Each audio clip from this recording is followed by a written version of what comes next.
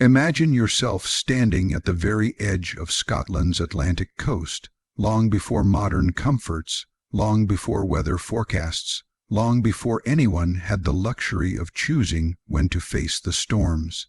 The wind meets you before the land even does, howling, sharp, almost alive, as if the sea itself has taken on a voice. It grabs your cloak, stings your skin, and pushes against your chest as though trying to shove you backward into safer ground. The waves slam against the cliffs below with the weight of charging beasts, each one exploding in a burst of white spray that shoots up and hangs suspended in the air before drifting back down as cold mist. The air tastes of salt and iron and old memories carried across thousands of miles of open water. It is both beautiful and terrifying, breathtaking and suffocating, alive and unforgiving. This is Scotland's Atlantic frontier, the place where storms don't just visit, they rule. For the families who lived here centuries ago, this harshness was not a dramatic feature of the landscape. It was everyday life. The people who called this coastline home were not delicate souls chosen for comfort. They were carved by the wind, polished by hardship, fused with the land through centuries of struggle. They belonged to these cliffs the same way the stones did. They understood that nature here did not bend for them. Instead, they had to bend for nature, learn its moods, anticipate its anger, respect its power, and work with it rather than against it. Storms in this region were not polite or predictable. They did not send warnings or give families time to prepare. They could rise from what seemed like calm seas, rolling in with a darkening of the sky, a shift in the air, a sudden drop in temperature. Birds would shriek and vanish inland, sheep would huddle against rocks, and the ocean would change from blue to iron, gray. Within minutes, winds could escalate from a stiff breeze to a shrieking force strong enough to lift roof thatch and toss fishing nets into the sea. The horizon disappeared behind walls of rain, and thunder rolled across the ocean like the growl of an ancient creature. For communities living along the Atlantic fringe, storms were not an event. They were a season, a presence, a constant companion that reminded them how small they were. And yet, against all logic, against the pounding of waves and the screaming of winds, people lived here. Not just survived, lived. They raised children, tended animals, grew crops in patches of stubborn soil, fished the treacherous waters, and built lives rooted in courage and endurance. And at the very center of that survival was one thing: the stone cabin. If you approached one of these cabins today, you might mistake it for a ruin, a forgotten structure abandoned by time. But centuries ago, these were the strongholds of families who refused to bow to the Atlantic's fury. Built from the very bones of the land, these cabins were the ultimate expression of necessity-driven architecture. Every stone was placed with purpose. Every crack was filled with intention. Every inch of the structure was designed not for beauty or style, but for survival. Picture one of these cabins rising from the landscape. The walls stand low and thick, sometimes 3 to 4 feet deep. They are made of rough, uneven stones gathered from beaches, fields, and riverbeds. Some were pulled from the earth by hand, others carried on the backs of horses, and many were simply found scattered across the moors. These stones were laid together like puzzles, fitted by instinct and experience rather than by precise measurements. The builders were not architects. They were farmers, fishermen, parents, workers, ordinary people forced by extraordinary conditions to become engineers of survival. The roof of the cabin was just as important as the walls. It had to resist winds that could uproot trees and send boats crashing into rocks. Many roofs were thatched with layers of straw, reeds, or heather, materials that were readily available and surprisingly resilient when woven tightly. The thatch was angled sharply to let rainwater slide off instead of pooling. In other places, where storms were even more violent, Families used stone slabs instead of plant material. These stone roofs added tremendous weight, pressing the cabin downward, anchoring it to the earth so the wind could not rip it away. Sometimes ropes were tied across the roof and fastened to boulders or stakes driven deep into the ground, creating a literal tether between the shelter and the land. Step inside one of these cabins, and the world changes completely. The roar of the storm dulls slightly, becoming a murmur rather than a scream. The air is warmer, filled with the smell of peat smoke coming from the hearth. Light is scarce. Windows are small, often just narrow slits, but the dimness feels comforting rather than oppressive. It wraps around you like a thick blanket. You can hear the crackle of burning peat, the soft breathing of a sleeping child, the whisper of a grandmother telling stories. You can imagine the feeling of being battered by wind all day, only to step into this protective cocoon where the world finally feels steady again. The walls, thick and heavy, are not just barriers. They are memories. Each stone was placed by someone's hand. Each layer was added with hope that the structure would hold through the winter. Families often built these cabins together, neighbors assisting one another in communal efforts. It wasn't just a home, it was a symbol of unity, a shared investment in survival. Inside these walls, generations grew up listening to the storms and learning not to fear them. The cabins taught resilience long before any words were spoken. Now, imagine one particular storm, a storm that the elders still whispered about decades later. The sky turned black before midday. Seabirds screamed in frantic circles above the cliffs. Waves struck the shore with such force that the ground trembled. The air felt charged, as if holding its breath. Fishermen rushed to pull their boats far inland. Children were called home, and animals were herded into makeshift shelters. The wind arrived like a living thing, roaring from the sea, bending grasses flat against the earth, tearing at anything not anchored firmly. Families retreated into their stone cabins, securing doors with wooden bars, stuffing wool into cracks, torching the hearth fires into bright orange flames. Inside, parents held their children close as the storm slammed against their world. The sound outside was deafening, wind shrieking, waves smashing, stones grinding. For hours, the storm battered the coastline as if trying to rip it apart. But the cabins stood. Their low profiles deflected the wind, their thick walls absorbed the impact, and their roof, weighted with stone, held on. The families sheltered inside did not know if the storm would last a night or a week.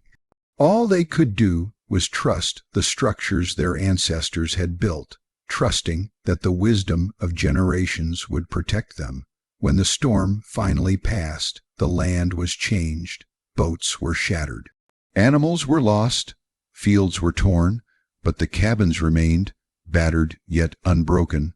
Families stepped outside into the quiet aftermath, marveling at how their simple homes had once again stood between them and destruction. These moments reinforced a truth understood by everyone who lived there. Survival depended on respect for nature and cooperation with the land. Stone cabins were not inventions of skill, but of necessity, built not to defy the Atlantic, but to endure it. The relationship between the people and the land was intimate and complex. They understood how the stones absorbed warmth during the day and released it at night. They knew how to align the cabins to minimize wind exposure. They knew how to read the subtle signs of incoming storms, the behavior of animals, the shift in cloud patterns, the sudden stillness in the air. These were not lessons from books. They were inherited knowledge, passed down through stories, experience, and instinct. The cabins themselves were physical embodiments of that wisdom. Over time, a stone cabin became more than a shelter. It became a symbol. It represented endurance, stability, and continuity, values that defined the communities who lived along Scotland's Atlantic edge. These people did not choose an easy life, but they chose a meaningful one. They valued connection with the land, with their families, with their ancestors. They lived close to the earth not because they wanted to, but because the land demanded it. And in return, the land shaped them into some of the toughest, most resourceful individuals imaginable. The Atlantic storms were relentless, but so were the people who faced them. They learned that survival wasn't about overpowering nature, it was about adapting to it. The stone cabins were perfect examples of this philosophy. Their designs were simple yet profoundly effective, created through centuries of trial and error. Each generation made small improvements, reinforcing the walls, adjusting the roof, deepening the hearth. Over time, these cabins became masterpieces of practical engineering, as strong and enduring as the cliffs themselves.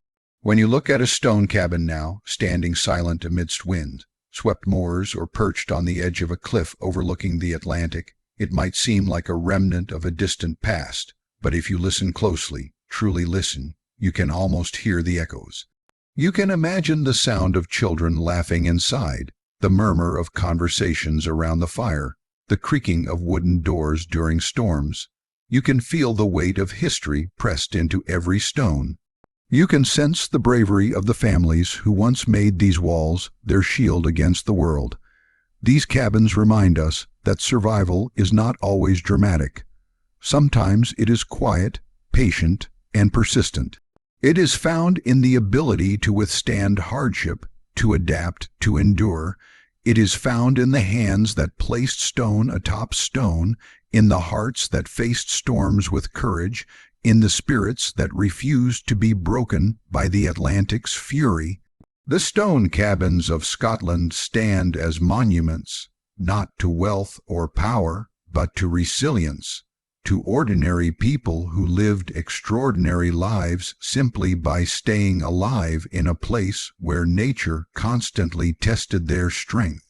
And when you stand before one of these cabins today, feeling the wind push against you, hearing the distant roar of the waves, you cannot help but feel connected to those who came before. You cannot help but respect the ingenuity that allowed families to survive while the Atlantic hurled its worst at them. These cabins are proof that even in the harshest of environments, human beings can create warmth, safety, and home. They are reminders that endurance is not just a physical act. It is a cultural legacy, a legacy built stone by stone, storm by storm, generation by generation. On the remote, windswept coasts of Scotland, where the Atlantic Ocean rages with unrelenting fury, the stone cabin stands as a testament to human ingenuity, resilience, and the deep connection between people and the land they inhabit. These simple structures, seemingly unremarkable to the casual observer, are in reality marvels of practical engineering, meticulously adapted to one of the harshest environments in Europe. To truly understand the craft behind these cabins, one must first appreciate the formidable conditions that shaped them. The Atlantic storms of Scotland are not gentle reminders of nature's power. They are overwhelming, violent, and unforgiving.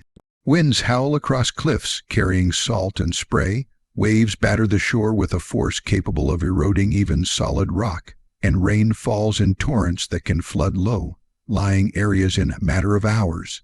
In such a landscape, survival depended not on luck, but on careful design, local knowledge, and materials that could withstand the elements. The stone cabin, in its unassuming solidity, was a direct response to these conditions, a structure born from necessity, yet refined through generations of observation, trial, and adaptation. The foundation of every stone cabin began with the land itself. Builders did not import materials from far away. They worked with what was available, a principle that defined traditional Scottish construction.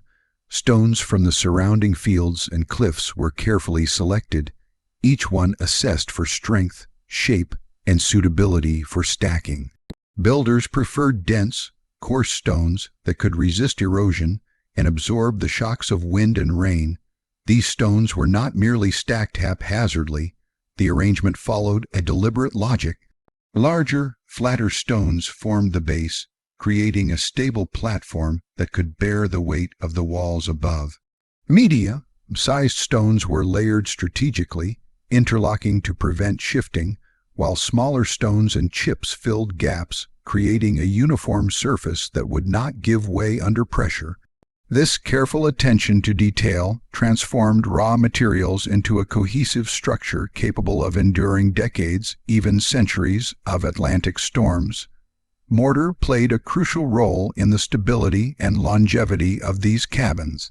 While some cabins were dry stone, relying solely on the careful placement of stones, many incorporated a rudimentary form of mortar crafted from peat, clay, or lime. Peat, abundant in the boggy landscapes of Scotland, was not only a source of fuel, but also a binding agent. When mixed with clay and water, it created a substance that hardened between the stones, filling gaps and reinforcing the walls. Lime, where available, offered additional durability, resisting moisture and further protecting the cabin from the relentless damp. The combination of stone and mortar was more than construction. It was a form of armor against the environment, a tangible demonstration of human adaptability. Builders understood the behavior of materials intimately. They knew how different types of stone reacted to moisture, how peat mortar would settle over time, and how to layer walls to ensure maximum stability. This knowledge was passed down orally from parent to child, forming a living tradition of architecture uniquely suited to the Scottish coastline. The shape and orientation of the cabin were just as vital as the materials. These cabins were intentionally low, often no more than 1 story tall, with walls that leaned slightly inward. This design minimized the cabin's profile against the wind, allowing gusts to flow over the roof rather than catching it like a sail. Roofs themselves were equally strategic. In some regions, thick layers of thatch, bundles of local grasses, were tied tightly and weighted down with stones to resist lifting in high winds. In other areas, stone slabs were used, overlapping like shingles to create a dense, watertight covering. Every element served a purpose: to resist the winds, shed rain efficiently, and maintain interior warmth. Windows were small, often mere slits, to reduce exposure to drafts and keep the interior as insulated as possible. Doors were similarly designed to lock tightly, sometimes reinforced with wooden beams or metal hinges, forming a barrier against storms that could otherwise sweep through an unprotected cabin in minutes. Inside the cabin, functionality and survival dictated every detail. Unlike modern homes, these cabins were not built for comfort in the sense we understand today. They were built for endurance, for the bare essentials of life in a hostile environment. A central hearth served multiple purposes. It provided heat to stave off the damp chill that seeped through the thick stone walls. It was a place to cook the meager rations available during winter months, and it offered light when storms blackened the sky for days. Smoke from the fire would escape through a small opening in the roof, a rudimentary chimney that also allowed ventilation while retaining warmth. The layout of the cabin was compact, designed to conserve heat. Beds, often simple pallets of straw or wool, were placed near the hearth, and storage areas for food and tools were integrated into the stonework itself, ensuring everything a family needed was within reach during a prolonged storm. Every decision in the cabin's interior reflected an acute understanding of the environment and a prioritization of survival above all else. The process of building these cabins was a community effort. Families often worked together, and neighbors assisted one another in construction, repair, and maintenance. This collaboration was essential, especially in remote coastal areas where a single family might not have enough manpower to construct a cabin alone. Men gathered stones and prepared mortar, while women and children helped thatch roofs, carry materials, and maintain the interior spaces.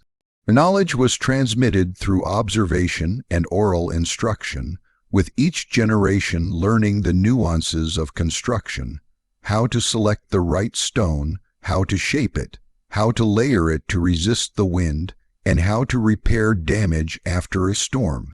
This communal approach not only ensured the survival of individual families, but also strengthened social bonds within the community, creating a network of mutual support that was as vital to life as the cabins themselves. The stone cabin was also a reflection of the Scottish relationship with the land. Builders did not see the rocks around them as mere obstacles.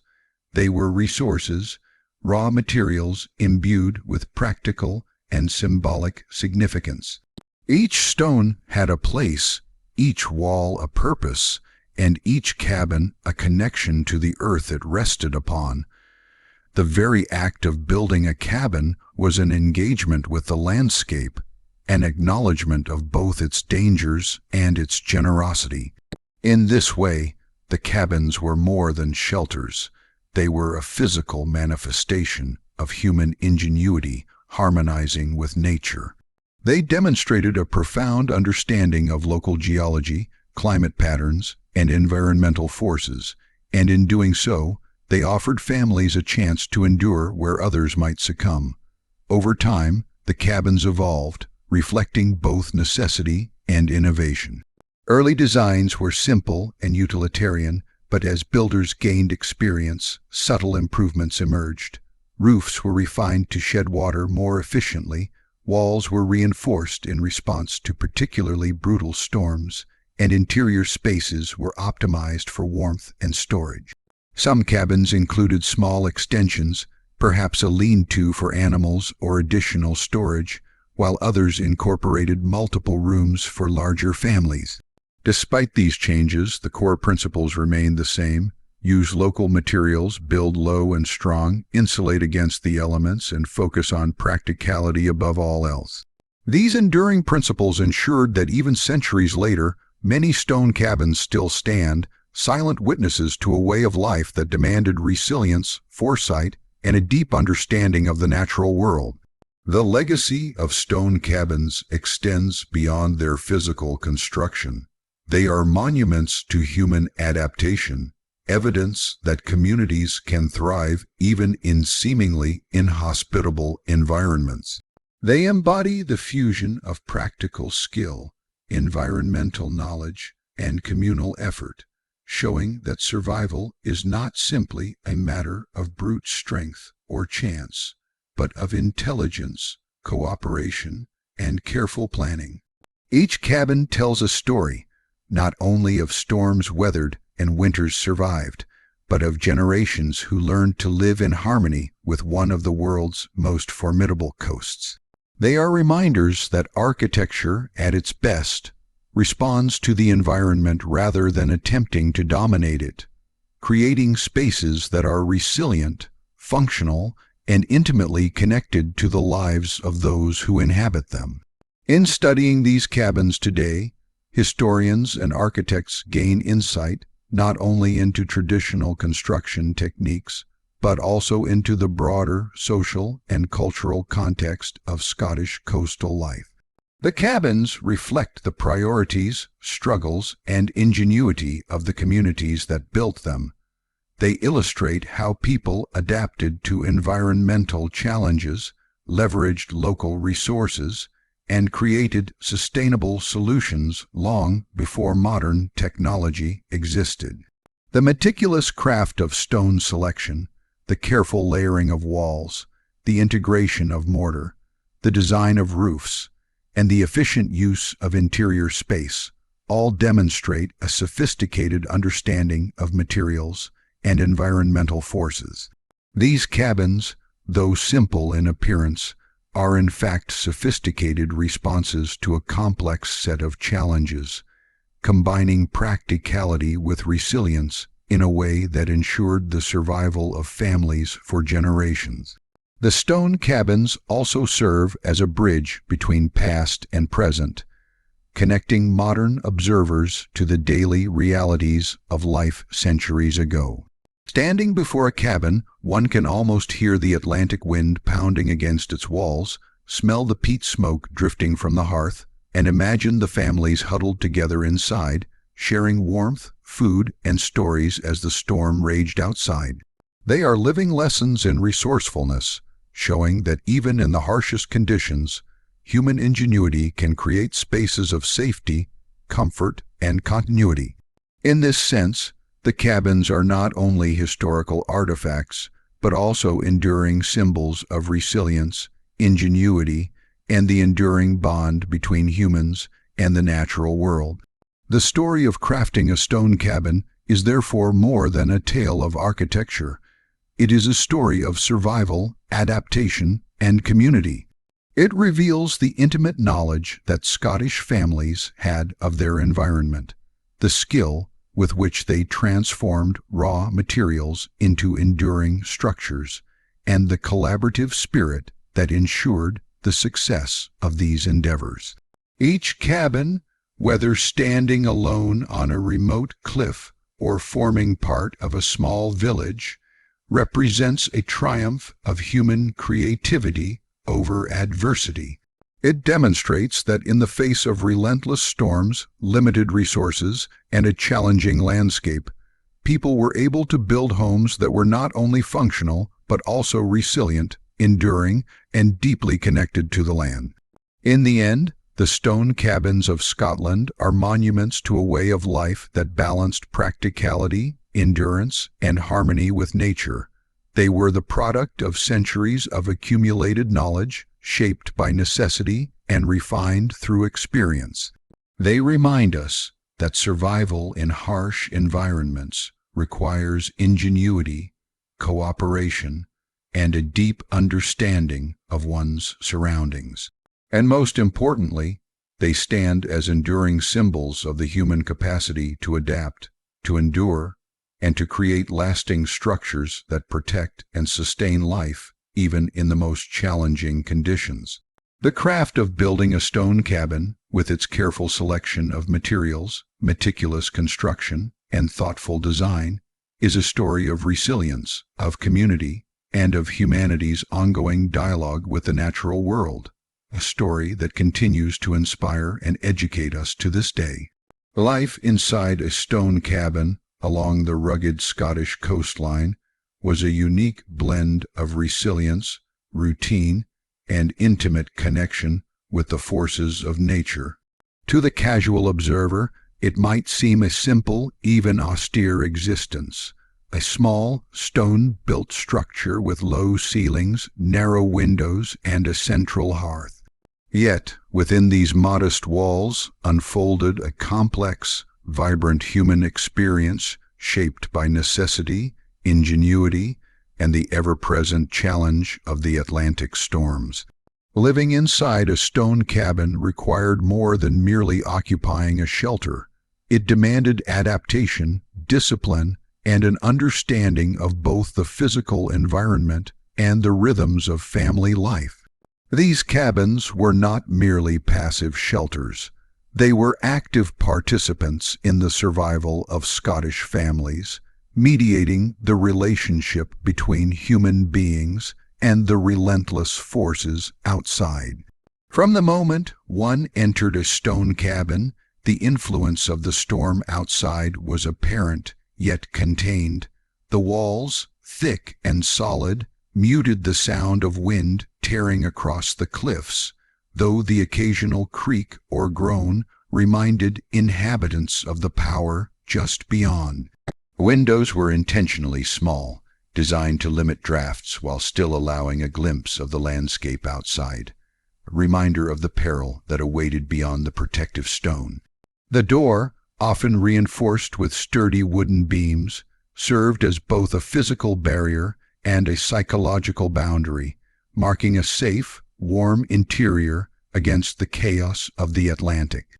The cabin's compact size was deliberate, as every square foot needed to serve multiple purposes, from providing sleeping quarters to storage and cooking space. The interior environment was characterized by warmth near the hearth, a center of both heat and activity, contrasting sharply with the icy, salt-laden air that swept across the coasts. The hearth itself was the heart of the cabin, a literal and symbolic center around which daily life revolved. It provided essential heat during harsh winters, when temperatures could plummet dramatically, and winds whipped across the landscape with unrelenting intensity.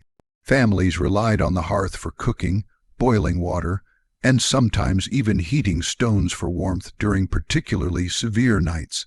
Smoke from the fire would rise through a small opening or rudimentary chimney, carrying not only the scent of burning peat, but also a tangible sense of life and survival.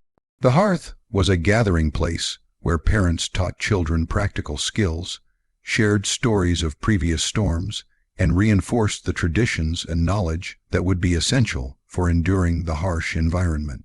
Around the hearth, one could witness a microcosm of human adaptation, a small world carefully calibrated to protect life, maintain warmth, and foster social bonds. Inhabitants of stone cabins developed a highly attuned sense of the environment, capable of reading the nuances of the weather even from within their modest shelters. The sound of the wind against the walls, the shifting pattern of rain on the roof, and even the way the fire behaved could indicate the intensity of a storm or changes in its direction. This awareness was crucial because life outside was unpredictable and often dangerous. Fishing, farming, and travel were dependent on weather conditions, and the cabin served as a base of observation, a safe vantage point from which to assess risk. Families learned to interpret subtle cues, the tone of the ocean, the movement of clouds, the smell of salt carried on the wind. Such knowledge, developed through years of experience and passed down across generations, was as essential to survival as the physical structure of the cabin itself. Daily routines inside the cabin were heavily influenced by the storms and the need to conserve energy and resources. During severe weather, families often spent entire days indoors, huddled near the hearth, rationing food, tending to small indoor tasks, and maintaining tools and equipment. Meals were simple but calorically dense, designed to provide energy for the labor-intensive life that awaited them once the storm subsided. Peas, oats, barley, salted fish, and occasionally meat formed the core of the diet, often prepared in stews that could simmer for hours over the fire. Food preservation was an art, involving smoking, salting, and drying to ensure sustenance during periods when fishing or farming was impossible. Every aspect of indoor life was imbued with practicality, from the arrangement of storage to the careful maintenance of the hearth and firewood. The cabin's interior, though small, was organized with remarkable efficiency, reflecting centuries of adaptation to environmental constraints. Children grew up intimately familiar with the rhythms and demands of cabin life. They learned from a young age to perform tasks that were crucial to family survival: tending the fire, carrying water, assisting with food preparation, and observing the weather. Play and education were intertwined with practical skills, as stories of previous storms, local legends, and survival strategies were woven into daily life. Storytelling, in particular, served multiple purposes. It preserved history, reinforced cultural values, and provided comfort during long periods of isolation. Children absorbed lessons about resilience, caution, and resourcefulness, internalizing knowledge that would ensure their ability to navigate both the physical environment and the social expectations of their community. In this way, the cabin was not merely a physical shelter, but a space of learning, cultural transmission, and psychological adaptation. Social interactions within the cabin were equally critical to survival. Families lived in close quarters, often with multiple generations under one roof, and this proximity demanded cooperation, patience, and mutual support. Conflicts were inevitable, but the necessity of working together for survival often strengthened family bonds. Tasks were divided according to age, strength, and skill, and each individual's contribution was essential. During storms, when the world outside was dangerous or impassable, the cabin became both a haven and a laboratory for social cohesion, teaching lessons about empathy, leadership, and collective effort. The rhythm of family life inside these walls was dictated by the cycles of the environment, the need for sustenance, and the imperative of survival, creating a unique culture shaped by both adversity and resilience. The psychological impact of storms was significant, and the cabin played a central role in mitigating fear and uncertainty. The Atlantic storms could be relentless, lasting days or even weeks, creating periods of isolation that might otherwise be overwhelming. Within the sturdy walls of the cabin, families found a sense of security, however relative it might be, and a space to engage in comforting routines. Songs, prayers, and storytelling became tools of psychological resilience, reinforcing the perception of safety and continuity. The cabin allowed inhabitants to maintain routines, preserve social bonds, and project a sense of control over their immediate environment. In this way, the cabin was not merely a physical structure, but a psychological refuge, supporting mental as well as physical endurance during some of the harshest conditions imaginable. The physical design of the cabin directly influenced the health and well-being of its inhabitants. The thick stone walls provided insulation against cold and wind, reducing the risk of hypothermia during long winter storms. The hearth offered warmth and a method of purifying water and cooking food safely. Ventilation, though minimal, allowed smoke and damp air to escape without losing too much heat, balancing the need for airflow with the need for warmth. Sanitation was rudimentary but carefully managed.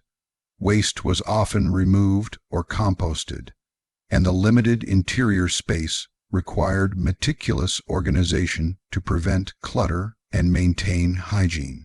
These measures, though simple, were critical for survival in an environment where exposure to the elements could be deadly and medical resources were scarce or non-existent. The cabin also served as a center for preparation and repair, essential activities for life in a storm-prone environment.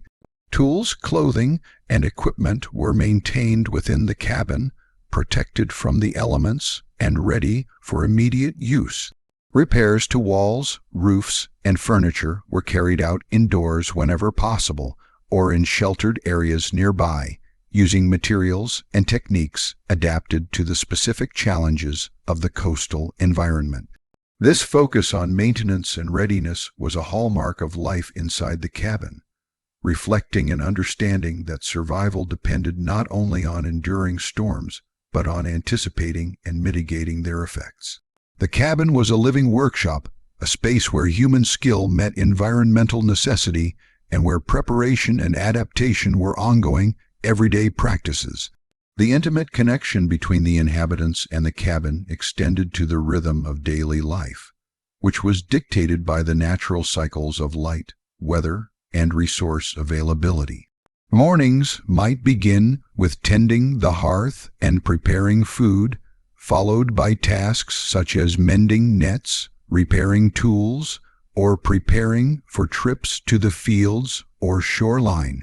Afternoons were often spent on indoor projects, particularly during inclement weather, or on essential planning for the coming days. Evenings were focused on communal activities, shared meals, storytelling, singing, and prayer. The structure of the cabin reinforced these rhythms, creating a space that supported both survival and social cohesion. It was a microcosm of life adapted to extreme environmental conditions, where every action had a purpose and every space was used efficiently. Over generations, families developed sophisticated strategies for coping with the psychological and social challenges of extended periods indoors.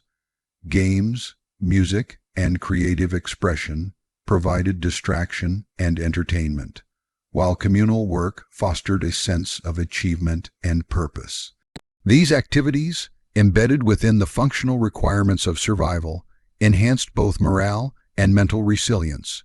Children learned to find joy and creativity within constraints, developing a sense of agency even when external circumstances were beyond control. The cabin, therefore, was not merely a physical shelter, but a social and cultural environment, shaping the development of individuals and the cohesion of families in profound ways. The impact of the cabin on health extended beyond the physical to the emotional and spiritual.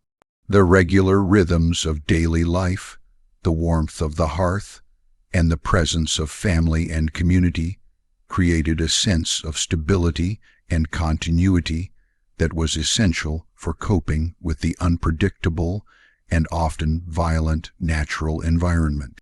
Spiritual practices, whether prayer, song, or ritual, were intertwined with daily routines, providing both solace and structure. The cabin became a sacred space, a place where life could be preserved, nurtured, and celebrated despite the harshness of the surrounding world. It embodied a holistic approach to survival, addressing the physical, psychological, and spiritual dimensions of human experience. The cabin's role in fostering learning and skill development was also significant. Children and adults alike acquired practical knowledge through direct experience: how to maintain a fire, repair a roof, prepare food efficiently, and read the signs of approaching storms. This hands-on education was complemented by storytelling and oral tradition, which transmitted historical knowledge, survival strategies, and cultural values. The interior of the cabin became a classroom, a laboratory, and a stage for the enactment of skills essential for life along the coast. Through this immersive experience, generations developed expertise that allowed them not only to survive, but to thrive in one of the most challenging environments in Europe. In conclusion, life inside a stone cabin during storms was far more than a passive endurance of environmental conditions. It was a dynamic, adaptive process in which architecture, family, culture, and environment intersected. The cabin provided shelter and warmth, but it also shaped behavior, social structure, learning, and psychological resilience. It was a space of survival and adaptation where every element, from the thick walls and compact design to the central hearth and organized interior, was a response to the challenges of the Atlantic storms. Families living in these cabins developed a deep understanding of their environment, a rich repertoire of practical skills, and a robust social and cultural life that sustained them through some of the harshest conditions imaginable. The stone cabin, in this sense, was not merely a building but a living system, a crucible in which human resilience, ingenuity, and community were forged and maintained over generations. It was a place where life persisted, knowledge was transmitted, and the human spirit endured in the face of the Atlantic's relentless power. The experience of living inside a stone cabin during storms offers timeless lessons about adaptation, resourcefulness, and the intricate interplay between human beings and the natural world, reminding us that survival in extreme conditions is as much about culture, knowledge, and social cohesion as it is about physical shelter. The Atlantic Ocean is a relentless force, especially along the coasts of Scotland, where waves rise like mountains and storms sweep across the land with unbridled fury. For centuries, the people who lived along these shores understood that survival was not a matter of chance. It was a careful, deliberate practice, honed over generations, shaped by observation, ingenuity, and the hard lessons of experience. Stone cabins, humble and unassuming as they might appear, were the linchpins of this survival. They were more than shelters. They were instruments of human resilience, designed to protect lives from the tempestuous Atlantic and the unforgiving Scottish weather that accompanied it. In order to grasp the importance of these structures, one must first understand the nature of the storms themselves and the extraordinary challenges they posed to the communities who faced them. The storms that batter the western and northern coasts of Scotland are unique in their intensity and frequency. Unlike brief, passing rainstorms in more temperate regions, these Atlantic tempests could last for days or even weeks, bringing with them wind speeds that tore at cliffs, saturated the soil, and threatened to dismantle the very homes in which families sought refuge.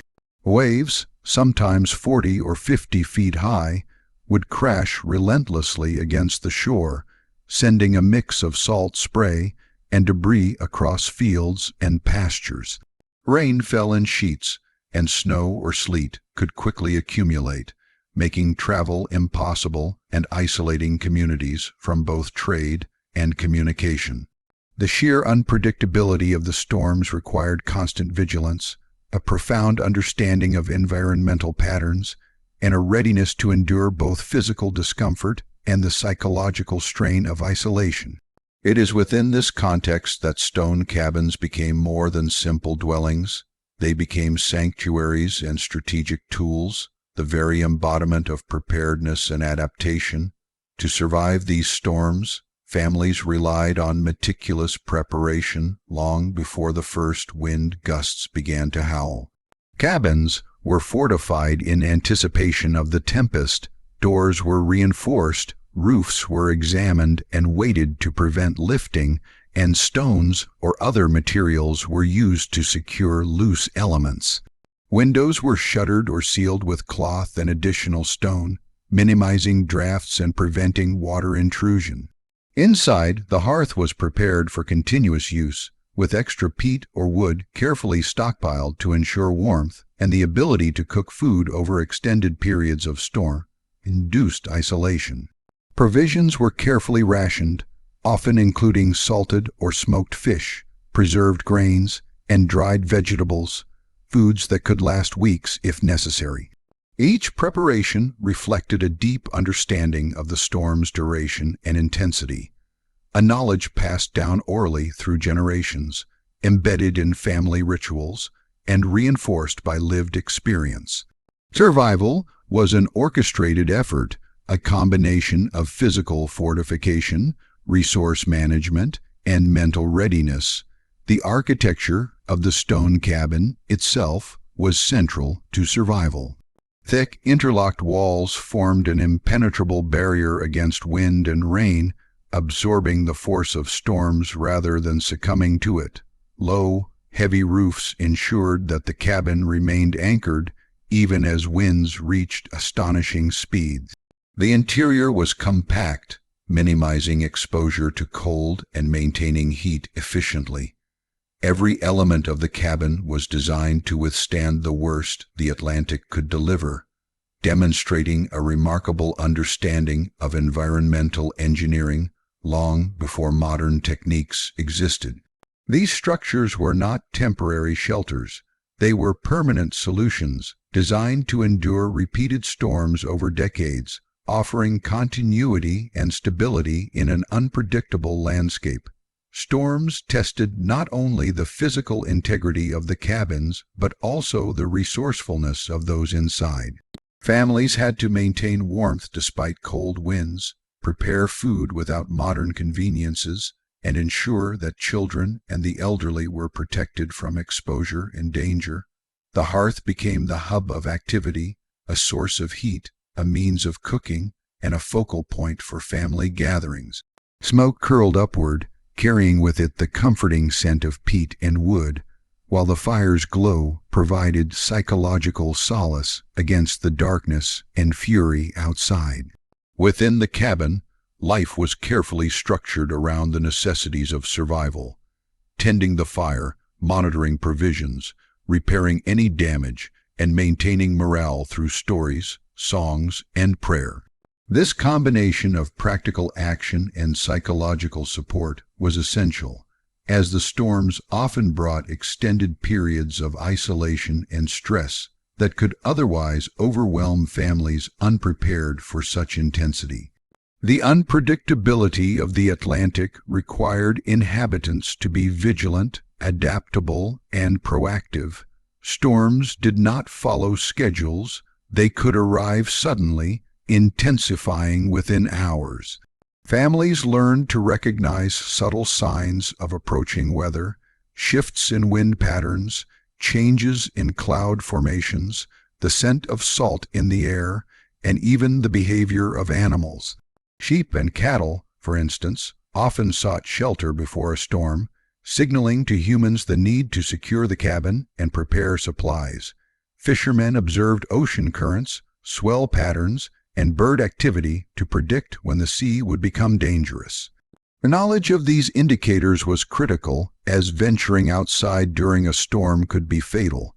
The stone cabin functioned as both shield and base of observation, providing safety while allowing inhabitants to monitor and respond to environmental changes effectively. The storms also demanded ingenuity in maintaining food and water. Rain and snow could contaminate wells and storage areas, so families carefully managed water sources, ensuring cleanliness and accessibility. Food was rationed judiciously, and cooking techniques were adapted to conserve fuel while maximizing nutrition. Drying and smoking of fish, salting meat, and preservation of vegetables were common practices, all requiring skill, foresight, and coordination. The cabin's design supported these activities. Shelves and compartments were integrated into walls. Hearths were designed for efficient heat distribution, and storage areas were protected from moisture. The intersection of architecture and survival strategy became evident in every aspect of daily life, demonstrating a sophisticated, practical intelligence shaped by centuries of environmental pressure. Psychological resilience was as crucial as physical preparation. The storms brought extended periods of confinement, uncertainty, and fear, and the cabin provided both literal and emotional protection. Families relied on routines, storytelling, and communal activities to maintain morale. Stories of previous storms, ancestors' survival, and local legends were recounted, providing both entertainment and instruction. Music, songs, and simple games allowed children to remain occupied and adults to reinforce a sense of community and continuity. Prayer and ritual offered comfort, reinforcing belief in protection, divine guidance, or the continuity of life beyond the immediate danger. Within the walls of the stone cabin, individuals cultivated resilience, learning to endure not only the physical challenges, but also the emotional and social strains imposed by extended storms. The cabin's architecture supported social cohesion as well. Families lived in close quarters, often sharing space with multiple generations. This proximity required cooperation, compromise, and careful division of labor. Tasks were distributed according to age, skill, and strength, with children assisting elders, adults performing labor-intensive tasks, and elders providing guidance and instruction. The confined space reinforced social bonds and provided opportunities for learning, mentorship, and emotional support. Storms, in this context, became periods of intensified family interaction, where survival depended on collaboration, trust, and mutual care. The cabin was thus both a physical and social instrument of survival, enabling families to endure extreme environmental stress through coordinated action and shared purpose. Adaptation extended to the practical maintenance of the cabin itself. Storms, by their very nature, could damage structures, and rapid repair was often necessary to maintain safety. Walls were inspected for cracks or loosened stones, roofs for displaced slabs or thatch, and doors for signs of wear or weakness. Repairs were carried out using materials and techniques refined over generations, with knowledge of how to stabilize walls, reinforce roofs, and seal windows passed down through experience. This continuous process of maintenance was both preventive and responsive, ensuring that the cabin could withstand repeated storms and providing families with confidence in the durability of their shelter. The cabin, in this way, was a living structure, continuously adapted and maintained to meet the challenges of its environment. The environmental hazards of Atlantic storms also required families to develop contingency strategies. Emergency rations, backup firewood, and alternate water sources were carefully managed. Escape routes, though rarely needed, were planned for extreme situations. Community networks were established to provide mutual aid in the event of severe damage or prolonged isolation. Families understood that survival was not solely a matter of individual skill, but depended on cooperation with neighbors, the sharing of resources, and coordinated response to environmental threats. The stone cabin, while a private space, existed within a broader network of human adaptation, reinforcing the interdependence of communities in the face of natural adversity. Children raised in these conditions developed unique skills and resilience. They learned to read the weather, understand ocean behavior, and perform essential survival tasks. Education was practical and integrated with daily life, emphasizing observation, resourcefulness, and adaptability. They were taught to respect the power of nature, to anticipate danger, and to contribute to the collective welfare of the household. The cabin itself was a classroom, a safe environment where skills could be practiced, mistakes corrected, and knowledge transmitted in ways that ensured both immediate survival and long-term resilience. These lessons, absorbed in childhood, became ingrained habits and values, preparing the next generation for the ongoing challenges of life along the Atlantic coast. Storms also shaped cultural and spiritual practices. The unpredictability and intensity of the Atlantic fostered a world attuned to the forces of nature, where reverence for the environment coexisted with practical strategies for survival. Rituals, prayers, and storytelling reinforced moral and cultural norms, providing a sense of order and meaning in a world that could otherwise seem chaotic and threatening. The cabin, as the primary venue for these activities, served both functional and symbolic roles, embodying the intersection of human ingenuity, environmental adaptation, and cultural continuity. It was a space where the material and the spiritual intertwined, offering protection, education, and moral guidance simultaneously. The long-term resilience of these families depended on more than immediate survival. It required planning for the cycles of storms, seasons, and years. Storage of food, firewood, and other resources was carefully managed, with attention to preservation and rotation to prevent spoilage. Maintenance of tools, nets, clothing, and building materials was ongoing, ensuring readiness for future challenges. Knowledge of previous storms, including their duration and intensity, informed preparation for subsequent events, creating a cumulative understanding of environmental patterns. The cabin, in this context, was not merely a reactive shelter, but a proactive center for planning, resource management, and community coordination, allowing families to survive repeated storms across generations. In conclusion, surviving the Atlantic storms along the Scottish coast was a complex, multifaceted endeavor in which stone cabins played a central role. These structures provided physical protection, supported psychological resilience, fostered social cohesion, and facilitated learning and preparation. Families living within them developed practical skills, adaptive strategies, and cultural practices that enabled them to endure some of the harshest conditions in Europe. The cabins were both shield and stage, protecting life while shaping the behaviors, routines, and values that ensured survival. They demonstrate the remarkable capacity of human beings to adapt to extreme environments, using ingenuity, observation, and cooperation to transform adversity into a sustainable way of life.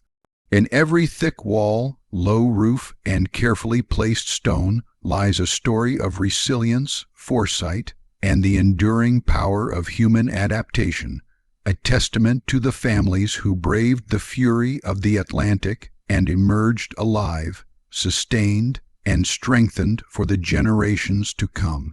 The stone cabins that dot the rugged Scottish coastline are far more than simple dwellings built of rock and mortar.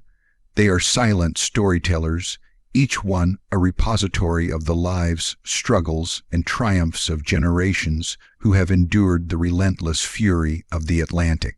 To walk among these cabins is to step into a living history, where every weathered stone and every worn threshold bears witness to centuries of human adaptation, ingenuity, and resilience. The stories these cabins tell are not always recorded in books or etched into monuments. They are embedded in the very fabric of the structures themselves, visible to those who know how to read the subtle clues left behind by time, the environment, and human habitation. These stories span centuries, capturing the interplay between people and nature, community and isolation, survival and culture. And they reveal a depth of human experience that continues to resonate long after the storms have passed. Each cabin has its own unique history, shaped by the specific needs, experiences, and circumstances of the families who built and inhabited it. Some were constructed in the early medieval period, while others emerged during later centuries, reflecting changes in technology, materials, and social organization. Yet all share a common purpose: to provide safety, shelter, and continuity in an environment defined by unpredictability and danger. The stories embedded in these cabins begin with the very act of construction, which was often a community endeavor requiring careful coordination, skill, and cooperation. Stones were quarried from nearby fields or cliffs, chosen for their durability and shape, and then painstakingly arranged to create walls capable of withstanding the most violent gales. Mortar, sometimes crafted from peat and clay, sometimes from lime, was applied to bind the stones and provide stability. Roofs were constructed with layers of stone or thatch, weighted down to resist lifting in storms. Every choice, every layer of stone, every slab of roof material tells a story of problem-solving and foresight, of ancestors who understood the challenges of their environment and responded with practical, enduring solutions. Within the walls of the cabin, countless human experiences unfolded, each leaving traces for future generations to observe. Families lived, worked, and celebrated life within these confined spaces, negotiating the challenges of space, weather, and resource scarcity. Children grew up learning essential skills, from tending the fire and preparing meals to observing the signs of approaching storms. Elders imparted knowledge of weather patterns, fishing, farming, and survival strategies, creating a living archive of wisdom passed down through generations. Daily routines were structured to optimize survival. Meals were carefully rationed and prepared. Fires were maintained to provide warmth and cooking capacity, and tools and supplies were organized for easy access. These routines, repeated over decades, became rituals, forming a rhythm of life that reflected the constant negotiation between human needs and environmental demands. Each stone cabin, therefore, is a repository not only of physical history, but also of intangible cultural heritage, a testament to the endurance of knowledge, skill, and tradition. The interior spaces of stone cabins provide further insight into the lives of their inhabitants. Simple though they may appear, every feature was deliberate and purposeful. The hearth occupied a central position, not only as a source of warmth and cooking, but also as a social and emotional focal point. Around it, families gathered during storms, sharing stories, songs, and prayers. These gatherings reinforced social bonds and provided comfort in the face of uncertainty, transforming the cabin into a space of psychological resilience. The arrangement of beds, storage areas, and workspaces reflected both practical needs and social hierarchies, with elders and parents occupying positions of oversight and authority, while children and younger adults contributed to household labor. The material traces left behind, worn floorboards, soot, stained walls, and faded markings, offer subtle but powerful evidence of these social dynamics, allowing us to reconstruct the lived experiences of generations who inhabited these spaces. Stone cabins also tell stories of adaptation and innovation. Over time, families modified and expanded their homes to meet changing needs. Roofs were repaired or replaced after particularly severe storms, walls reinforced or extended, and interior layouts adjusted to accommodate growing families or evolving domestic tasks. Some cabins were linked with additional structures such as storage toss or small animal shelters, creating complex arrangements that reflected both environmental conditions and human ingenuity. These modifications provide a historical record of how communities responded to challenges, demonstrating a continuous dialogue between humans and their environment. Every repaired wall, every added feature, is evidence of learning and adaptation, a narrative of survival that spans generations. Beyond their immediate function as shelters, stone cabins are repositories of local memory and communal identity. They are often located in clusters or villages, forming networks that facilitated trade, social interaction, and mutual support. Families who lived in these cabins relied on one another for assistance during storms, for sharing resources, and for maintaining cultural practices. The spatial arrangement of cabins, the orientation of doorways, and the proximity to water sources and arable land all reflect social organization and collective strategies for survival. In this way, stone cabins are not only individual histories, but also markers of community cohesion, illustrating how human networks and social structures were interwoven with architectural and environmental considerations. The stories told by stone cabins are also deeply intertwined with the natural environment. These structures bear witness to centuries of interaction with the Atlantic, reflecting both the hazards and the resources of the coastal landscape. Storm damage, repaired walls, and weathered stone all speak to the relentless power of the sea and wind, while the careful placement of the cabin within the landscape indicates strategic use of natural features for protection and resource access. Some cabins were built near cliffs for defense or near streams for water, while others occupied higher ground to avoid flooding. The relationship between cabin and landscape is a story of negotiation, adaptation, and respect, illustrating how human ingenuity can mediate the challenges of extreme environments. In this sense, the stone cabin is both a product of nature and a narrative device through which we can understand historical human environment interactions. Archaeological evidence further enriches the stories of stone cabins. Excavations and surveys reveal patterns of habitation, domestic activity, and resource use. Artifacts such as tools, pottery, and remnants of food provide tangible links to the daily lives of past inhabitants. Hearths reveal evidence of diet and cooking practices. while storage spaces and structural modifications indicate strategies for dealing with scarcity and environmental stress.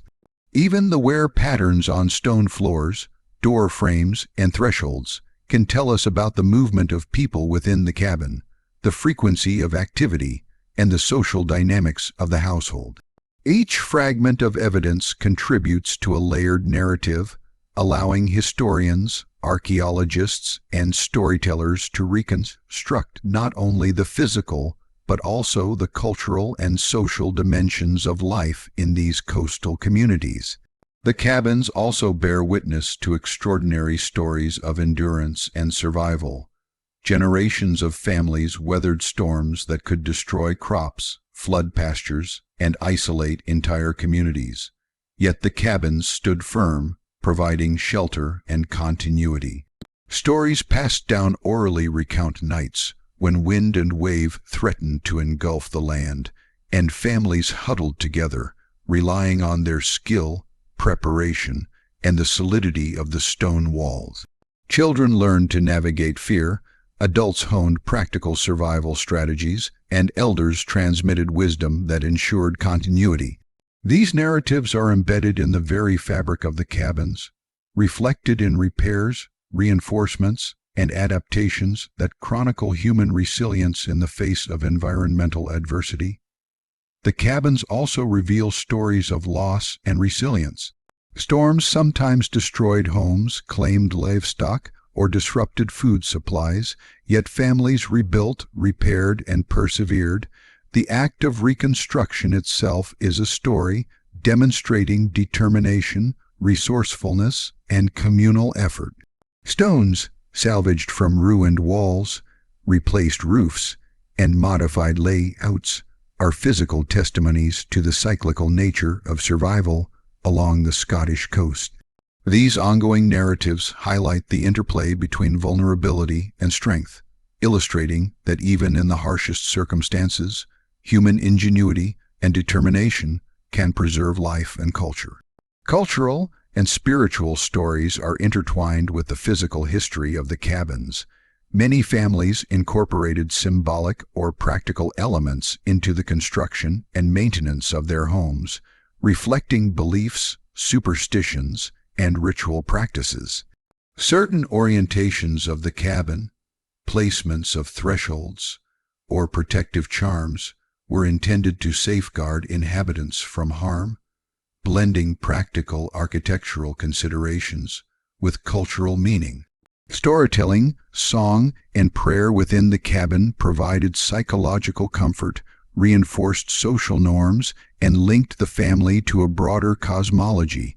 In this way, the cabin functioned as a sacred space as well as a practical one, a site where physical survival and spiritual life were inseparable. The stories of stone cabins are also stories of continuity. Many of these structures were occupied for centuries, passing from generation to generation. Families maintained, repaired, and sometimes expanded the cabins, ensuring that the knowledge embedded in their design, construction, and use was preserved. Each new inhabitant contributed to the ongoing narrative, adapting to changing circumstances while respecting the accumulated wisdom of those who came before. The cabin, in this sense, is a living chronicle, a place where the past is continuously present, informing both daily survival and long-term cultural identity. Moreover, these cabins reveal stories of human and environment interaction that are increasingly relevant today. They demonstrate sustainable use of local materials, adaptation to extreme conditions, and strategies for resilience that can inform modern approaches to climate challenges. The careful selection of stone, the use of natural insulation, and the integration of structural and functional design principles reflect a sophisticated understanding of materials and environmental forces. The cabins are thus not only historical artifacts, but also sources of insight into human ingenuity, resourcefulness, and adaptability, offering lessons that transcend time and geography. The narratives embedded in stone cabins extend beyond individual households to encompass broader social, economic, and historical contexts. The location, construction, and use of these structures reflect patterns of settlement, land use, and economic activity. Fishing, farming, and trade were all influenced by the availability of shelter and protection from storms. The cabin's distribution along the coastline illustrates strategic responses to environmental challenges, with clusters forming natural networks of support and communication. These patterns tell stories of human organization, cooperation, and adaptation at both the local and regional levels, revealing the interconnectedness of individual survival and community resilience. Finally, the stories of stone cabins are stories of identity and memory. They anchor families to the land, linking successive generations through shared experiences of survival, adaptation, and daily life. Cabins embody values such as resilience, ingenuity, cooperation, and respect for the environment. They serve as tangible reminders of the trials and achievements of ancestors, connecting the present to a continuum of human experience. In every weathered stone, repaired wall, and enduring hearth, the cabins whisper the lives, struggles, and triumphs of those who came before, preserving their legacy in a form that is at once physical, cultural, and deeply human. The stone cabins of Scotland are thus not merely structures. They are chronicles, repositories of human experience, and enduring symbols of resilience. They tell stories of survival, adaptation, community, and continuity. They reveal the intimate relationship between people and the natural world, the strategies developed to cope with extreme environments, and the cultural practices that sustained families over generations. By studying and preserving these cabins, we gain insight into a way of life that, while shaped by harsh conditions, was rich in ingenuity, social cohesion, and human creativity. Each cabin stands as a silent narrator, its walls and hearths conveying tales of courage, persistence, and the enduring power of human adaptation. The stories they tell are as vital today as they were centuries ago, reminding us of the strength, wisdom, and resourcefulness of those who came before, and inspiring us to meet our own challenges with the same spirit of resilience and ingenuity.